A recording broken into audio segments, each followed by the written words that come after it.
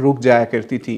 تو انہوں نے کیا کیا, انہوں نے ایک اس وقت اسٹریٹجی ڈیوائز کی مسلمانوں کے حوالے سے کہ انہوں نے لشکر جو لیفٹ رائٹ اور فرنٹ اور بیک, یہ ان سارے لشکر کو انہوں نے تبدیل کر دیا.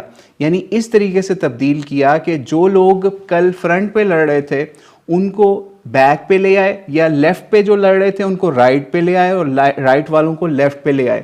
یعنی ایسی شفلنگ کی لشکر کی کہ جو رومنز ہیں ان کو یہ فیلنگ آئی کہ کل ہم کسی اور لشکر سے لڑ رہے تھے, آج کسی اور سے. تو ہر طرف یہ اطلاع پہنچ گئی ایسی اسٹریٹجی کے ذریعے سے کہ مسلمانوں کی پیچھے سے یعنی مدینے سے ایک بہت بڑی پاور یا بہت بڑا لشکر اس لشکر کے ساتھ شامل ہو گیا, اور تازہ دم لشکر اس وقت مسلمانوں کا شامل ہو گیا. اب ہماری موت پکی ہے. یعنی رومنز اتنے لاکھوں کا لشکر ہونے کے باوجود مسلمانوں کی اس اسٹریٹجی کے اوپر کہ انہوں نے اس طریقے سے شفلنگ کی اور ایک ری یونائٹ کیا.